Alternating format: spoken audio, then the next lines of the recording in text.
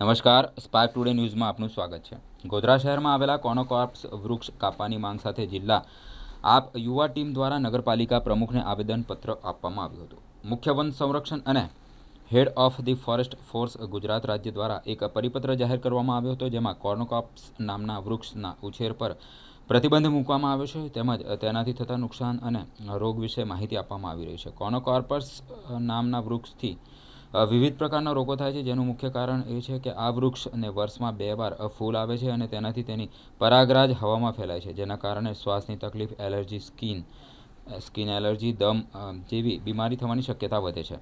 આ વૃક્ષના મૂળ જમીનમાં ઊંડે સુધી જાય છે, માટે તેને વધુમાં વધુ માત્રામાં પાણી ચૂસી લે છે, જેના કારણે તેની આસપાસના અન્ય વૃક્ષો વિકાસ પણ અટકી જાય છે। ગોધરા નગરપાલિકા વિસ્તારમાં અમારા ધ્યાનમાં આવેલા આ વૃક્ષો ખાસ કરીને બમરોલી રોડ અને અમદાવાદ રોડ પર મોતીબાગ પાર્ટી પ્લોટની બાજુમાં આ વૃક્ષો મોટી સંખ્યામાં છે અને મોટા થયેલા છે।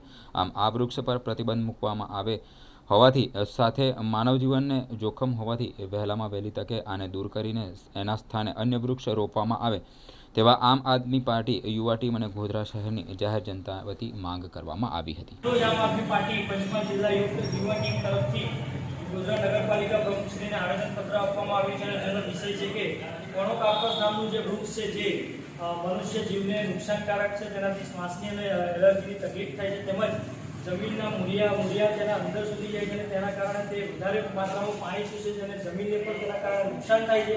માટે આવી બધી બાબતોને લઈને હવે આવેદનપત્ર આજે નગરપાલિકાને આમ આદમી પાર્ટી ટીમ તરફથી આપ્યું છે અને તેમણે ખાતરી આપી છે અમને કે વહેલામાં વહેલી તકે આ છોડનું કાપવામાં આવશે અને તેની જગ્યાએ નવા છોડ પણ ઉગાડવામાં આવશે। ધન્યવાદ।